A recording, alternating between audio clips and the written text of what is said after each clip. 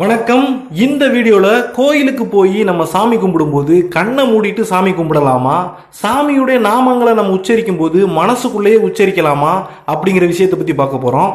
என்னதான் நம்ம வீட்டுல சாமியுடைய விக்கிரகங்களையோ சாமியுடைய படங்களையோ வச்சு சாமி கும்பிட்டாலும் கோவிலுக்கு போய் சாமி கும்பிடுறது ஒரு மகிழ்ச்சியான அனுபவம் தான்.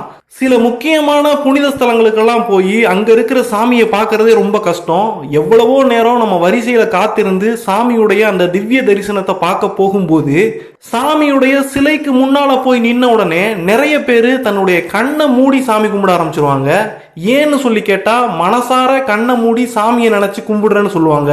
அப்படிதான் சாமியை கும்பிடணும்னா சாமி தூணுல இருப்பாரு, துரும்புல இருப்பாரு, நம்ம வீட்டில் இருக்கிற போட்டோல கூட இருப்பாரு. நம்முடைய பூஜை அறையிலேயே நம்ம கண்ணை மூடி தாராளமா சாமி கும்பிடலாம்.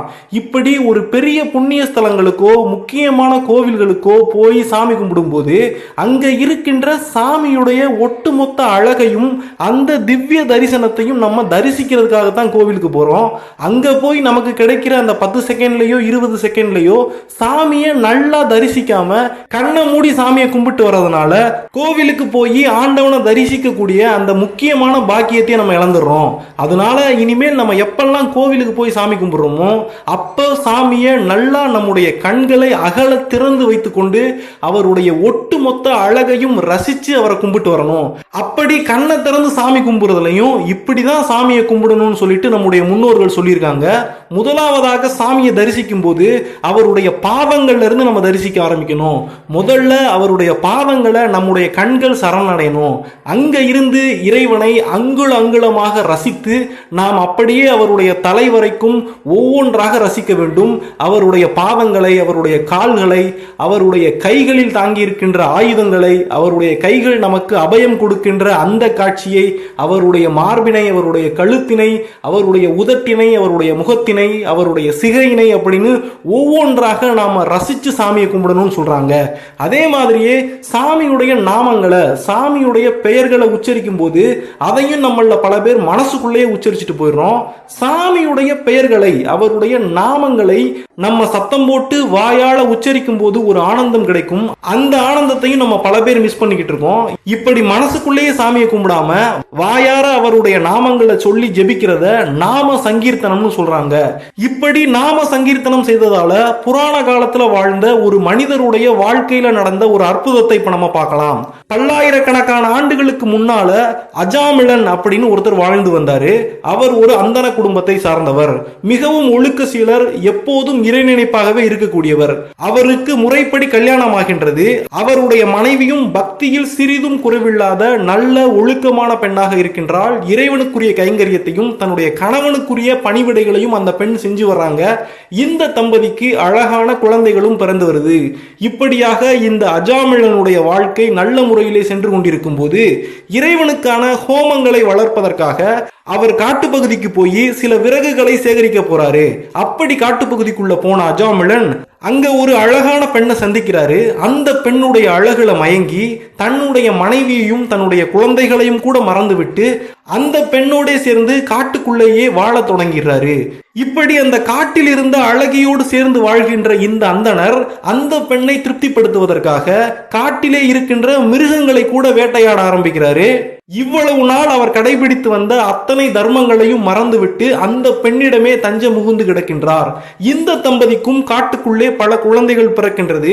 இதிலே கடைசியாக பிறந்த ஒரு குழந்தைக்கு நாராயணா என்கின்ற பெயரை அந்த அஜாமிளன் சூட்டி விடுகின்றார். தனக்கு எத்தனையோ குழந்தைகள் பிறந்திருந்த போதும் இந்த கடைசி குழந்தை மேல அஜாமிளனுக்கு மிகுந்த அன்பு இருந்தது.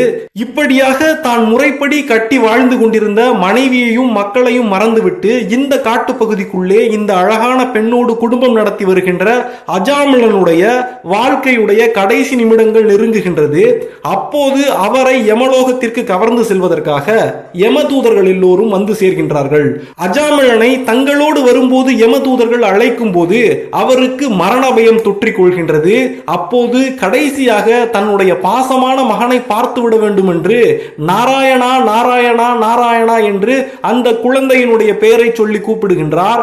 அந்த குழந்தையோ வீட்டில் இருந்து சிறிது தூரம் தள்ளி விளையாடி கொண்டிருந்ததால் அவனுடைய காதுகளுக்கு அவனுடைய தந்தை அழைப்பது கேட்கவில்லை. இதனால் கத்தி கதறி நாராயணா நாராயணா என்று கூப்பிட்டுக் கொண்டே இருக்கின்றார்.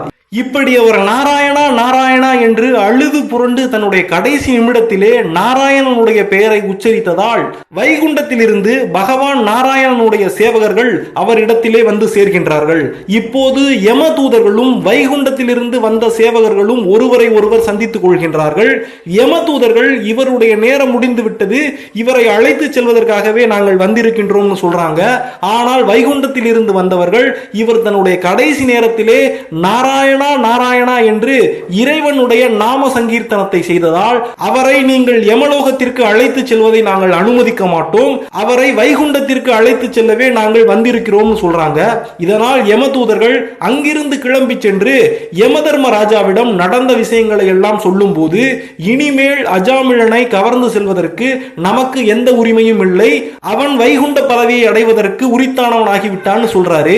ஆனால் யம தூதர்களோ, யமதர்மராஜரே இவன் தன்னுடைய வாழ்க்கையிலே பல தீமைகளை செய்துள்ளான், கட்டிய மனைவியை மறந்து விட்டான், பெற்ற பிள்ளைகளை மறந்து விட்டான், வேறு ஒரு பெண்ணோடு காட்டுப்பகுதியிலே வாழ்ந்து வந்தான், அந்தணனாக பிறந்திருந்த போதும் அவன் மிருகங்களை வேட்டையாடினான், அந்த பெண்ணை மகிழ்விப்பதற்காக பல பாவங்களை செய்திருக்கின்றான்.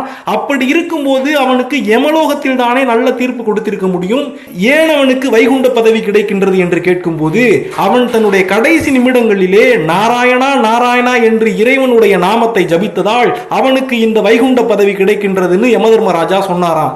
அதற்கு பிறகு அஜாமிழனுடைய வீட்டிற்கு வைகுண்டத்தில் இருந்து வந்து சேர்ந்திருந்த இறைவனுடைய தூதர்களும் அவனை சாந்திப்படுத்தி இன்னும் சில காலம் அவன் பூமியிலே வாழ்வதற்கு அவனை அனுமதிக்கின்றார்கள்.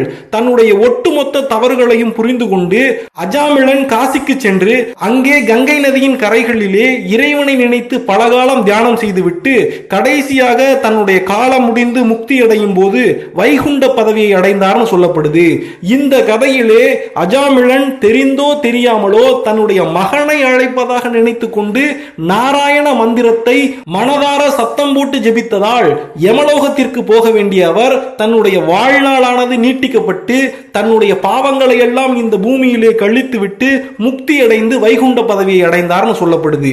இதே போல நம்ம எல்லாரும் மனசுக்குள்ள என்னதான் இறைவனை கும்பிட்டு கொண்டிருந்தாலும் நாம சங்கீர்த்தனம், இறைவனுடைய நாமங்களை வாயார உச்சரித்து ஜெபிப்பது மிகவும் முக்கியம் என்பதை தெரிந்து கொள்ள வேண்டும். இந்த வீடியோல இருந்து இனிமேல் நம்ம கோவிலுக்கு போகும்போது கடவுளை பார்த்து நன்றாக கண்ணை திறந்து அவருடைய திவ்ய சொரூபத்தை பார்க்க வேண்டும் தெரிஞ்சுக்கிட்டோம்.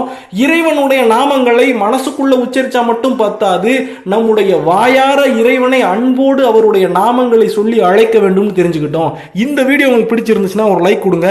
இதே மாதிரியான ஆன்மீக தகவல்களை நீங்க தெரிஞ்சுக்கிறதுக்கு மறக்காம இந்த சேனலை சப்ஸ்கிரைப் பண்ணி பெல் ஐகானை கிளிக் பண்ணி ஆல் அப்படிங்கிற ஆப்ஷனையும் தொட்டு வச்சுக்கோங்க.